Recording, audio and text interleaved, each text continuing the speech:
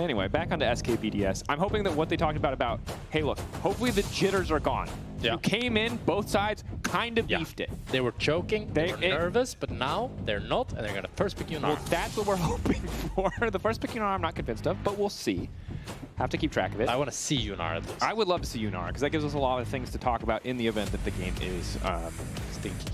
Stinky, I was going to say slow, but yeah, stinky and potentially slow. You never know. Could be both. Could be one.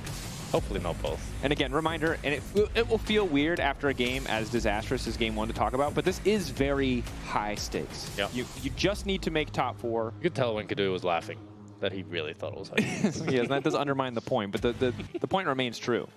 There's a chance that you can just play 8 games and then go home. Astral is open for Keduii, as it's been one of the ADCs that have been banned a lot against them, but they're going to opt for the Ryze first pick. So important to note that in the NNO Finals vs Vitality, SK were 3-0'd. Game 1, we saw a pretty terrible Taliyah performance coming in from Ava.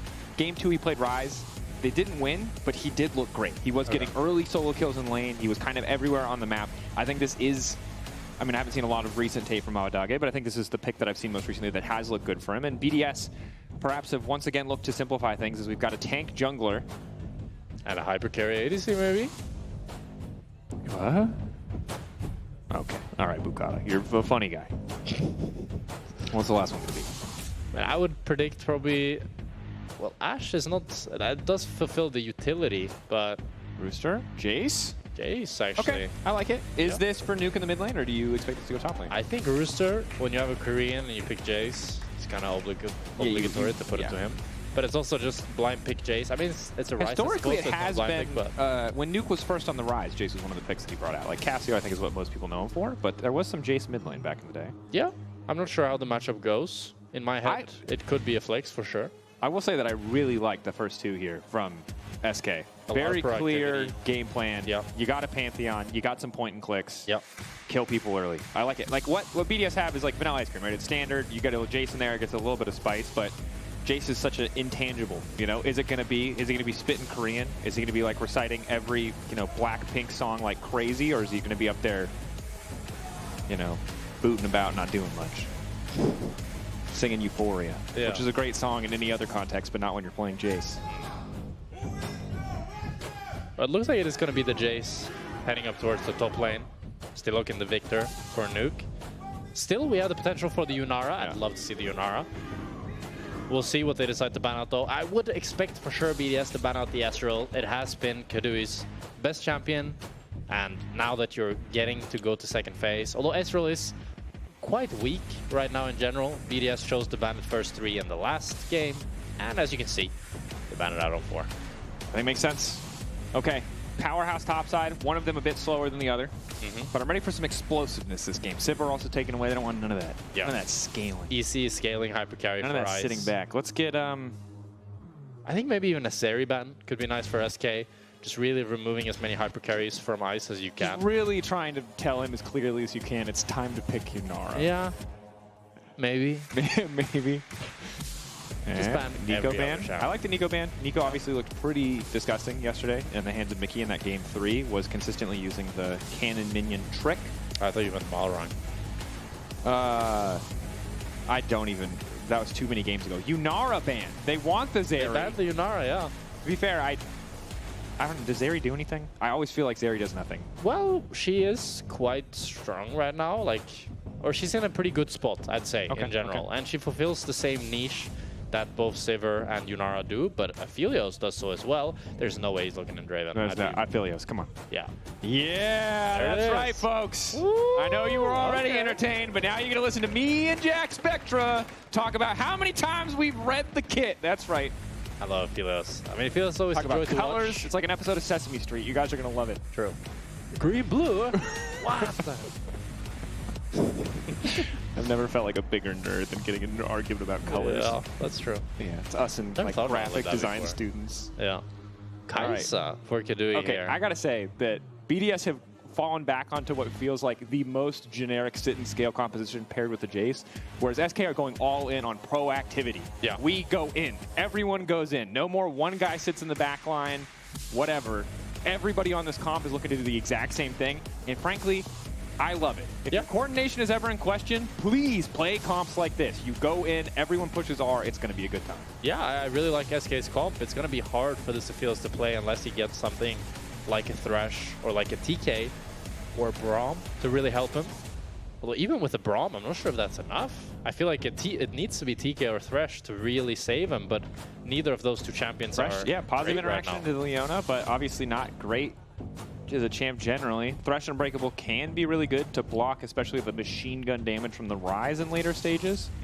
As we see the back half of a very see-through pick ban sheet, which we're going to just ignore. Forget that happened. No one clip it. I mean, overall, I think the bot lane matchup for BDS is very good this game. You have, like, in general, Aphelios is very happy into Kai'Sa because Kai'Sa is coming into him, and you outrange her early game, so as long as you're able to just poke her out, she struggles a lot with your additional range from the green gun. And then with the counter pick on support as well, Braum can also poke out the Leona and deny any engage from her. So I think if this Aphelios is able to have a stable, good, strong early game, he can definitely get into a spot where if they position very well in teamfight and peel for him hard, he can take over the game. Yeah, I can definitely see it. On the opposite side, my eyes are just on Skeanz, right? He has an option to play towards Ambessa. On the top side, he has an option, I think, to play towards, I mean, mid and bot as well. He has three good options, He has really. 3 good options. And the question is, where is he going to put that prio? Will he try to break, I think, a lot of the favorable lanes? Because the reality is, like, compositionally, what SK want to do is very clear. Yeah. But there's a world where they fall behind early again, and this comp that BDS are playing scales incredibly well. And it's not like they just wampa stomp any of these lanes. A lot of these lanes are going to be really hard for the side of SK. Woo! Bring the amp. Come on. Give me another bigger woo. Bigger woo. You happy now? Yeah. Get everybody to do it. Get everybody to do it? Yeah, just everybody ask. go, woo! Nobody went woo. Yeah, you got to try harder, bro. All right, everybody. Like it's the most important game of your life. Woo! If you shout loud enough, people at home can't tell if they shouted with you. But it sounds like it didn't work for me either. We tried. But the BDS fans are cheering. We'll take that. Elite footwork on Aphelios here. I'm not the biggest fan. Nope. Usually, you'd like to take it more against poking lanes, but when you're up against this all-in, I think he could have opted for the PTA or the Conquer, but they're not really quite tanky enough for Conquers. I think PTA would have been great here. But it does give him the move speed to allow him to navigate fights a little bit easier, but it does have a little bit less damage than I like the when you're other explaining Aphelios that you put on your like YouTuber voice. Hey guys, I'm Jackspektra. I'm here to talk to you today about fleet footwork. Yeah. Fleet footwork versus PTA. Why is your pronunciation getting worse the more that you do the voice? I don't take leave for tempo. I hate leave for tempo. What is this? All right. Well, I think the nice thing... Wait, which skin is it? It's the second one. Oh, yeah. The one of the release skin. The EDG? No. No. The It's release the skin, night. It's the release Night, skin. Yeah, Night Rain or something. Where's my sexy Aphelios skin, Ice? Minus points. As we have gold synergy on the side of... Oh, that IG chrome is so nice. Oh, it is. Yeah, it's the IG 10th year anniversary chroma. Yeah, that's good. All right, keeping an eye on the early lane to see if any discrepancies break out. And remembering that in the last game, nothing was supposed to happen, and then 3 people died in the span of 20 seconds. So yeah, if I learned anything from last game, it's that SK will now 2v2 kill BDS bot lane. Well, and to be fair, they do have lethal tempo, which is great in those extended trades. Yep. And they're the one with the proactive tools. Yeah. Ice is also, like, they have cleanse heal for the side of BDS. I think they're scaling. And they're able to get the push. So SK already off to a better start than last game, as neither mid or bot lane has died. You can't clap. This is so condescending.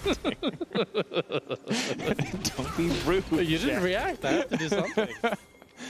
Done well so far. Skeanz goes in. Extra movement speed coming in from the A because Assault fully stacked. They catch the flash out from Nuke. Flash fall from Abbedagge. They're trying to burn through that health bar. He's still standing for an extra second, and they get the first blood. And that's the practice Now you can from clap. SK, baby. Now you can clap. Good job, SK. No, honestly, like, this is exactly what you want. You walk in Pantheon Ryze. You need to be killing people. Yep. And right now, people is Nuke. Yep. It's easy. Point and click. Just click on him. But Boukada trying to sneak away the blue buff here to avenge Nuke in some spiritual fashion. Yeah, it's like it's a consolation prize. Hey, buddy, you went down, but I got something in return. It's gonna feel good for Abba again. Nice early spikes for the Ryze in terms of gold. Faster tier. Doesn't feel as bad when your first base is only mana. Oh, Boukada might be going for a real avenging here. This is a bit awkward. Skeanz. Uh-oh. Oh, this could be a dive. This could be a very big dive. Although recall is coming out. Skeanz, I think, kind of has to stay to cover his top laner. Ooh, Boukada very close to canceling a base there. Skeanz, I can't tell if he can see what's going on. He does have a warded blue buff, so it looks like he did see the camp get started. Okay, camp down, level advantage. DnDn holding on to dear life here on the top side. Could look to dive DnDn here, but looks like they're going to choose not to. Happy to have the camps, I guess. Yeah, very good early laning phase from Rooster here. Already with a 9 CS lead. It's only going to get a little bit bigger as he crashes this wave. Yep, TP already used, wave crashing. See if he just wants to immediately TP back to lane to keep the pressure up, or what the angle will be. But 200 extra gold over the opposition means could pretty potent first back here. But yeah, okay, tier, fair. Yeah, not the most menacing. No, tier cloth is like, you understand, right? Like tier, you need tier, you need the mana, but it does not feel as good as a double longsword. Yeah, although double longsword, no pots from DnDn, no pots, no wards. It looks like. Oh no, he had one ward. He placed the top side. Is definitely a bit of a roughie. Yeah. On the bright side for BDS, Boukada was able to both take the blue buff and the Gromp, so he has secured himself a little camp advantage, especially now as he full clears into the top side. Unless he wants to try to go for some more invade shenanigans, doesn't look like it. He's going to be a little bit ahead, especially in the XP department. So Rooster keeps getting these good trades despite the tier cloth armor. And that's what you want to see pre-6, right? Post-6, DnDn's going to have a bit more, healing coming through. Maybe makes the all-ins a little bit easier, but Rooster, despite not buying any damage, just using the natural power of the kit here to bully out on the top side. Yep. The Cole picked up by Ice here. I mean, it's a slow scaling game for both teams. I think both teams do have good proactivity around mid. Boukada could look for it, as well as Abbedagge and Skeanz, but other than that, not much action. And I think the thing that I'm looking out for is not pace. I will concede pace. I will give up on pace. Yep. Coordination. Good coordination as Loopy kicks off the fight here. Instant root, nice layering of the CC. Gun swap at a decent time means that Ice gets a bit of extra poke there, but won't amount to too much. Yeah, some decent damage. Actually, Spellbook chose nearby both supports. Interesting that Loopy, it makes sense for Parus because Braum doesn't really have great runes. Yeah. I mean, he has the Guardian, but crazy. Yeah. You already went if you want Fleet Footwork and Guardian, I think that's just insecure, if we're being completely honest. But it's like Leona usually loves the Aftershock, loves the Glacial. So it's interesting to see opting for that Spellbook instead. Yeah, I mean, especially in a game where, Eclipse has a lot of resistances, but it pairs so nicely with Aftershock. Could be a bit awkward as DnDn. Shadowed by Skeanz nicely. Q flashed in. DnDn, good flash out, but Skeanz can't really respond. DnDn wants to go in anyway. DnDn trying to get more damage. DnDn out! 1 for 1. Oh, right. Abbedagge in the land. We're not done yet, baby. Boukada forward. No man's land. Tombstone on his back, looking to find a few more. Boukada there ready to body block, and that's the feat of warfare. SK firing back. And it's a 2 for 1 with the help of Abbedagge, and a great early game for SK as DnDn, he goes for more. I respect it. Very close to just getting a kill and heisting his way out of that one, but he got out, it wasn't hype. It would have been hype. Little baby driver moment here, is he? So starts off with Boukada flashing in. DnDn flashes the Jayce Q very nicely, ults back in, pumps out all the spells, ends up going down just barely. With Abbedagge ulting in to clean up Boukada. And Abba only continues to extend, despite spending all that time on the top side. Nuke still 10 CS down. Abba's still pulling ahead. Yep. A decent CS lead for Ice in the bottom lane. Love to see it. And Loopy actually the one TPing to mid lane. Ready to roam free. Free range support. No longer tied to the 2v2. I'm gonna TP mid.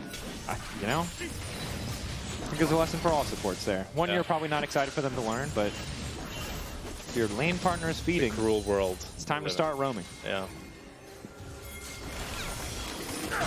Parus. Boukada, the follow-up. Abbedagge's got the Nikes on. Ready to zoom his way out to safety is now Loopy's the one who's been caught out a little bit. Gravity not quite going to catch. That would be the Storm coming in Loopy. as well. Abbedagge damage is much more powerful. Nuke Salt not doing a whole heck of a lot. Skeanz getting lower and lower. Not sure how much more time on the Aegis assault, but the stun comes through. They need to finish the kill immediately. They can't quite get the follow-up. And the E is there, but now Ice is on the way in. Ulti ready to go. We'll clean up at least one as Loopy gets taken down. Nuke gonna grab the kill. It's a bit of a slugfest here as the damage is really, really low on both sides and they're very tanky. But Loopy going for a little bit too much, trying to flash in to get the stun on Boukada. But Boukada with the double giant belt and a Ruby Crystal, there's no way they're killing him. And with Ice moving, they're able to take him down. Unfortunately, Ice didn't get the kill, which would have been nice when, you know, he moved all this way. But still, a free kill to BDS. That's fine. Nuke slowly keeping the goal within touching distance. Ice still 400 up. Yep. And has a Cole. Yep. That's going to be one scary Aphelios. We'll He's see. practically up 2K. Might as well be. Oh, as Parus Top side, caught out. DnDn dies. Oh. Much less exciting than the last death as SK have now started the objective. Boukada can roam in and try to contest here. Parus on the way down. Rooster seems quite determined to play for his own lead as he's keeping pressure in the top wave. SK take one grub, Boukada likely to get two. A weird little exchange there, but I think they were just worried about the Jayce collapsing. Yeah. Yeah. As DnDn just gets killed and grubs for BDS. Yeah. Oh, Abbedagge here. Ice does have ult some, so he should be fine. Doggy. And he is fine. We'll be fine. Good poke. Follow up extra bit of slow. Not sure if there was some miscommunication there. Maybe Abbedagge thought Ice didn't have summoners. Yeah. So he really forced that hard. He DP'd mid to run all the way bot to ulti and flash. And now he has to do the walk of shame back to mid lane. Definitely a rough one, especially given the individual lead that always holding on to it. The more you make plays like that, the more likely it is it'll fall away from you. Oh, DnDn. DnDn. No flash. Got out again. Rooster goes in. Ulti's not going to take him anywhere. DnDn drops once again. On top of that, Serpent's Fang picked up early. First item for Rooster. This is miserable because even when he does get the first item power spike, it's not going to matter much. Yeah.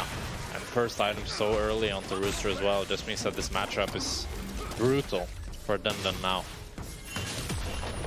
Tough 2 games for him. Yeah, it's rough. But you know what it reminds me of? It's like Lord of the Rings, you know? Yeah. Like, yeah, sure.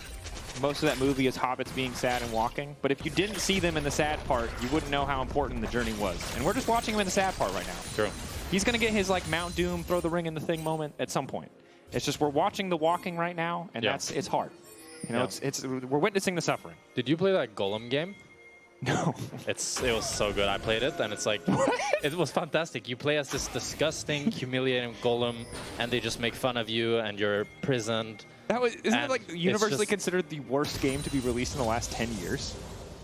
Yeah, it was a joke. I didn't actually like it. It's just, imagine you didn't like it? Yeah, me neither. Hey, are you a big fan of that Golem game? No? Oh, yeah, me neither. Yeah, I didn't like it. Yeah, I didn't like it. I didn't like being humiliated.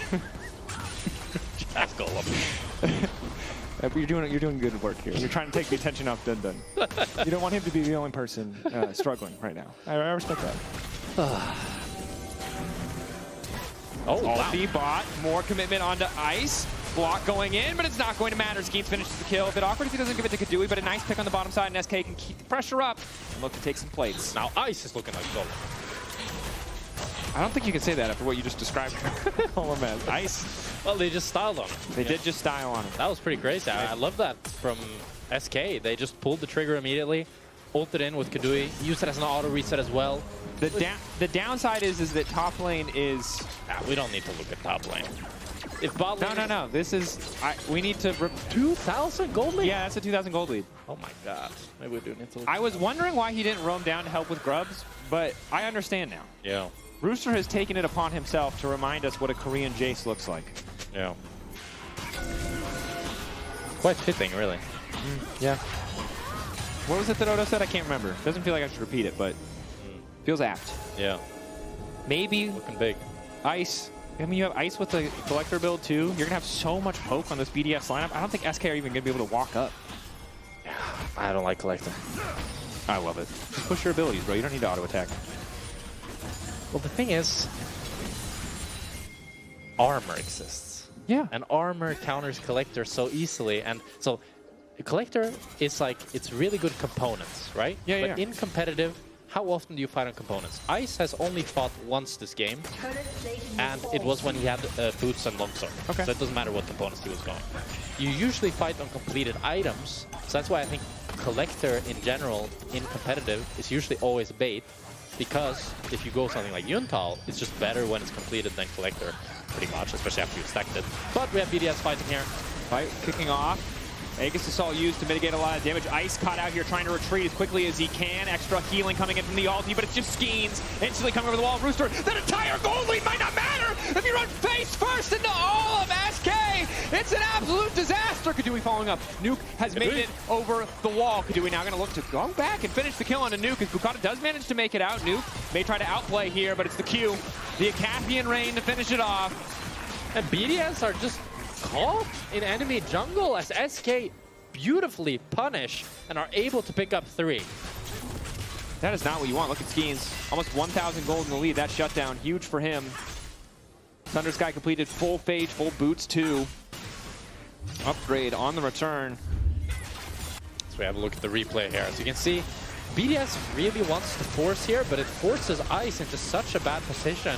With a great Zenith Blade from Loopy and a really good Realm Warp from Abbedagge as well. Ice ends up going down, and that's one carry down, and now Rooster teleported in the midst of all of them, so he just gets one shot. It's just an absolute disaster. I think, you know, the monkeypox pose, because on the one hand, we did see all of BDS make that play together. Yep. Which is what I wanted. But the play was really bad. And that's rough. Yeah.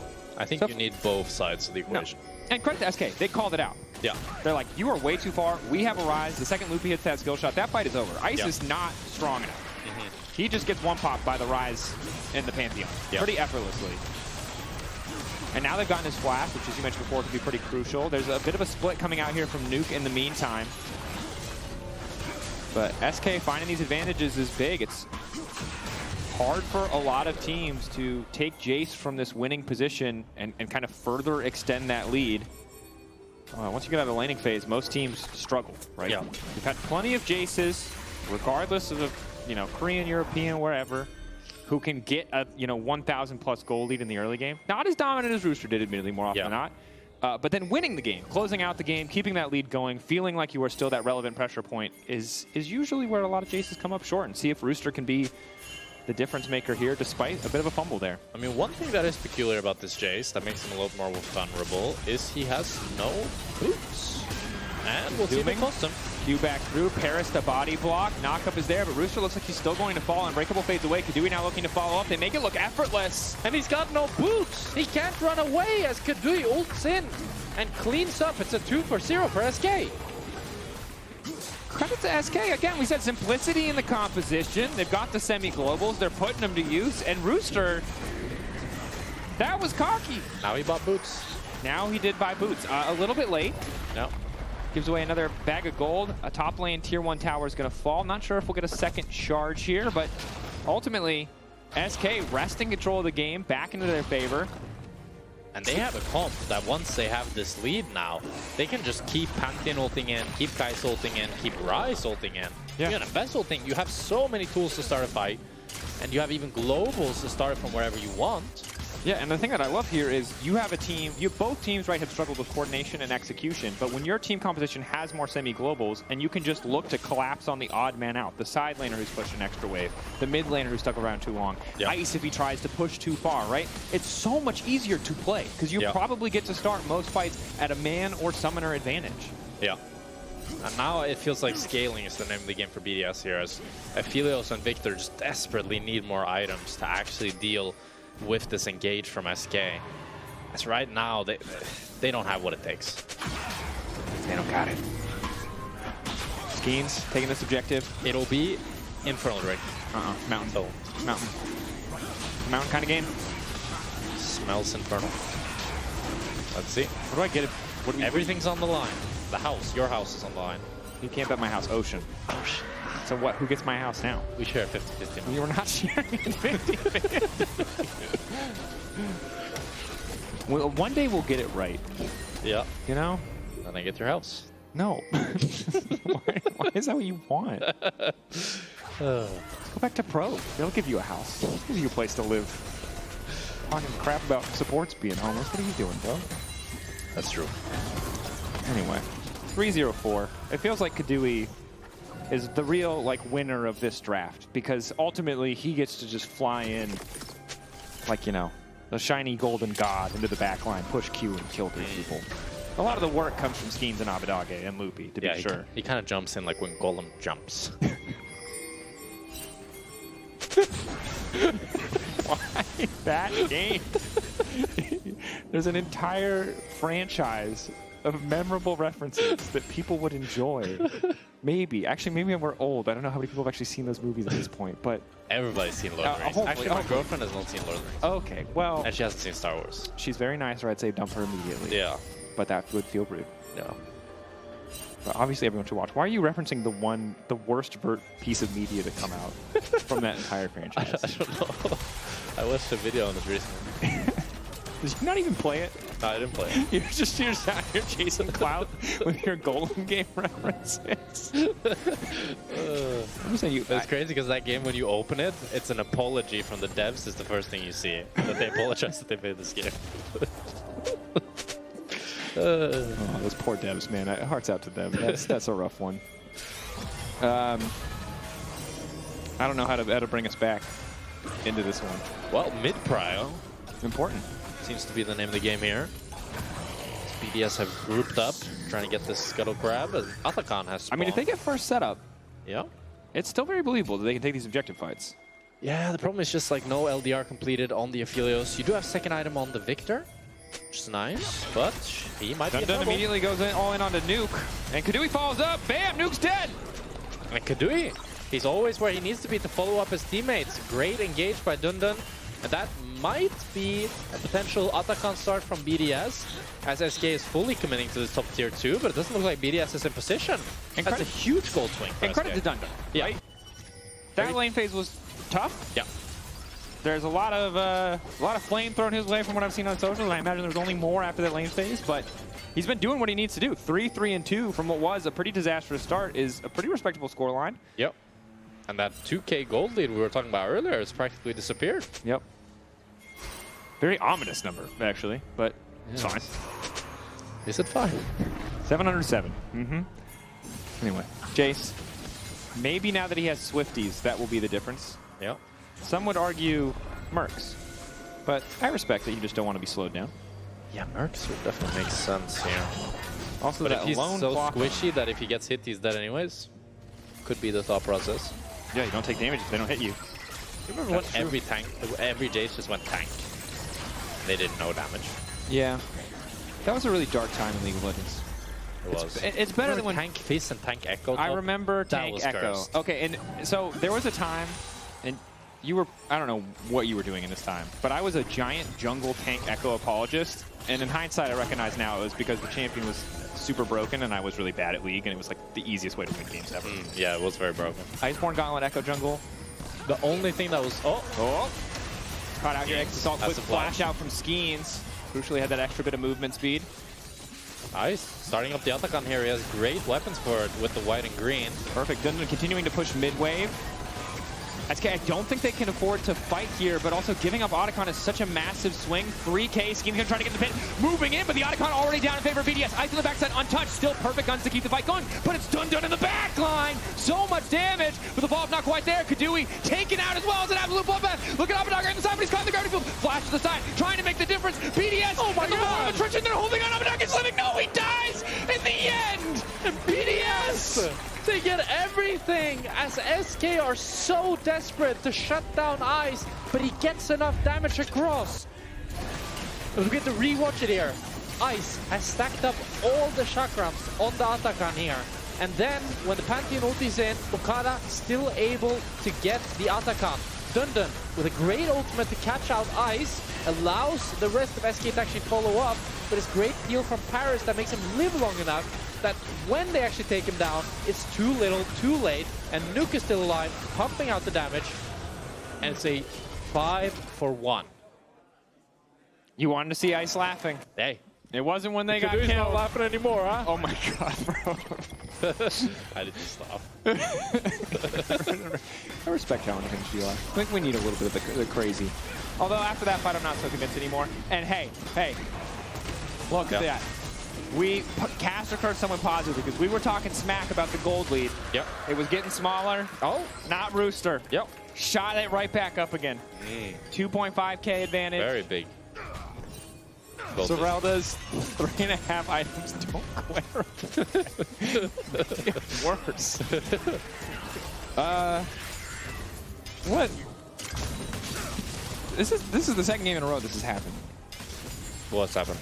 Well, it's been different this time because SK were... This game is more exciting.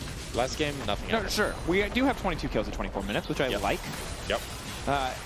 And it felt like SK had the recipe for success, the road to victory. And they pushed out their top lane at the very least. It felt like they were just going to keep picking people off. But credit to BDS, they just forced the fight. Yeah. Once Skeanz flash was gone. They get one more like that. Feels pretty easy. Feels like they're over the hump and back into full control. For sure. I mean, the key of this game is really control of an area. Because if BDS have to face check into SK, it's an absolute disaster. Well, if SK have to walk into BDS like we saw in the last fight, if Ice is able to live long enough, BDS can have a fantastic fight. Yeah. Both teams, actually, what I'll say is, without the good guns, you know, Baron not necessarily the fastest for BDS. Rooster does help balance that out, but on-hit Kai'Sa and a Ryze can obliterate Baron. Yeah. Via Shakat sleeping. They're going for the pick onto Nuke. They're determined despite the initial cooldowns missing. Boukada trying to body block and hold the line. Now all the team realize they may have been off more than they can chew. Quick slow onto Loopy on the side. He's getting chunked out. SK, do they want to turn back? Loopy likely to fall here. Follow-up slows there. Knock-up coming in onto 3. Parus and the rest of BDS pushing forward in the extended fight. SK still able to retreat thus far. Loopy still likely to fall, and now it seems like DnDn might be in trouble. Abbedagge off to the side, trying to get a little bit more. Unbreakable already used. Pantheon on the way in. Front line down. Skeanz still going forward. He's stuck. Keduii in the midst of the entire team, but it's insane. There's just too many people. There's too much damage. BDS again. Find the edge of the extended fight. DnDn wants a little bit more. Nuke getting chased down. Goes golden to dodge the extra damage. DnDn, I don't think he has the cooldowns. Cannot turn it back. And in the extended fight, once again, in the exact same spot, BDS wins. This is BDS spot, baby, as this time it's actually BDS that continue to chase down SK. SK try to go for Nuke. They're not able to get him.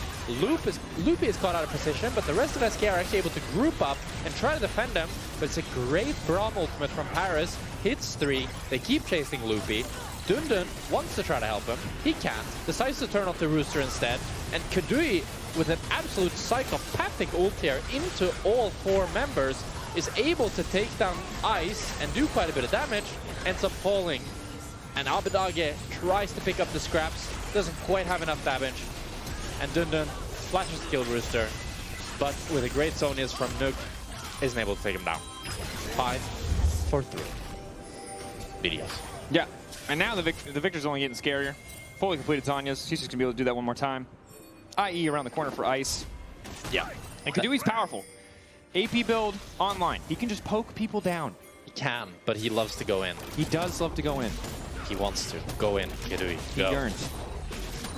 Unfortunately, we need the perfect ult from Keduii in the next fight. Because right now we're getting Harry Potter 2, Ron Weasley's flying invisible car. You know, straight into the tree. It's tough stuff. you need to line it up. If you're going to make out-of-pocket Golem references, I'm going to get a random Harry Potter one in there. That's all I'm going to say. Oh, Nash here started by BDS. Under 4K already. Looking for the flank. DnDn with forcing the flank. BDS back. 3K on the objective. Skeanz can just turn. Their focus isn't there. He's not sure what to do. DnDn managing to outplay Rooster in the 1v1 thus far. All of BDS being pushed back into this funnel, but they've picked off DnDn. SK so indecisive. But the Baron's reset. That might have been the most disjointed sequence I've ever seen. Well, as Keduii continues firing W's here. I mean, it's harsh but fair. And again, the thing is, these games are so high stakes. The ulti only going to hit onto 1. Now Pantheon to the back line. Skeanz look for an extra bit of movement speed. Abbedagge flashing in, unbreakable there in the meantime. Ice off to the side, about to die. He has to flash away. Shutdown happening in the top lane fight. Abbedagge, very, very tanky. Looks like he might get one more. Nuke going golden. He holds his hand up, but it looks like he's just going to be a martyr in the midst of the fight. He can't do anything. Now it's Ice with just an extra bit of range, an extra bit of healing. A nice sidestep.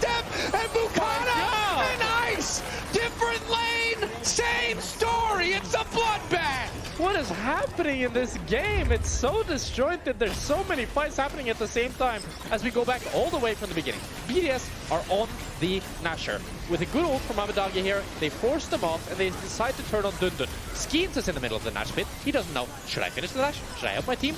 Not really sure. Ends up going on to Boukada, chunks him out, but at that point, DnDn is already dead. BDS 5 versus 4 is able to push SK out, but with great poking from Keduii, he's able to cancel their recalls, annoy them. Ice looks for the ultimate, doesn't quite hit it. Then Keduii ultis onto Ice, gets the W, doesn't get the auto, kind of fails the flash to not get the auto onto him. Ice flashes away, and then ends up falling to Boukada. Then another fight is happening in top lane, where Nuke bonus the Zenith Blade, but it's not too little too late, doesn't have enough damage, ends up falling as well. And now we're on to the Nash. I'm gonna lose my mind. Keep it going! For the record, that was absolutely the Ron Weasley's flying invisible Carl. That just did not hit. Baron's gone. That's Aphelios for you, baby. BDS, secure the objective. Now almost a 5,000 gold lead. It is all falling apart. Otacon, 23 extra flowers. You and your flowers. Yeah, someone did the math, and now I've realized how impactful they are. It's like when people used to think the dragons didn't do anything, and actually like... Oh, Keduii. Oh, Keduii. Oh, He's dead. God! That might just be game. They have That might just be game. Very poor wave clear for the side of SK here. Rooster made him disappear, as did Ice. See, they're looking to finish. Continue pushing. BDS. Okay, SK, this is your chance. You gotta play it clean. Oh, green white for Ice, that makes this impossible. Like, you just cannot walk into these guns. Already one Nexus tower. Poke, coming out, they're getting it low. They don't want to finish it unless they can end, but it looks like the minion's gonna get it done for them. More poke continues to go. DnDn going in, man, just catch them out. Pantheon ultimates the entire team, it doesn't matter, it's a meat grinder! They're being chewed up and spit right back out by the BDS backline. Abbedagge goes golden just in time to see it all fade away. BDS fight back, return the game in their favor, and close out the series with confidence. And it certainly wasn't clean, but it's going to be BDS picking up the win, 2-0, and showing definitely that they're a better team than SK, but if I'm a BDS fan, I'm worried for the rest of the competition. Fair, but ultimately, you get 4. Yeah. You might get more, but you need to make every single win count. That's true. BDS 2-0 today. And of course, your key player of the series, options are Rooster, Nuke, or Ice. All good choices. Nuke for me. I think Nuke, yeah. I think that's pretty defendable. Of course, tough for SK. Again, it's such a short regular season. Yeah. You have to come out swinging. We saw some glimmers, we saw some moments. It was messy from both sides, but it was not enough from SK in the end. BDS. You have to feel bad about the second game for SK. Because they had it in their hands. They had the proactive team comp. If they were just able to find the right fights, but they weren't able to. BDS close it out.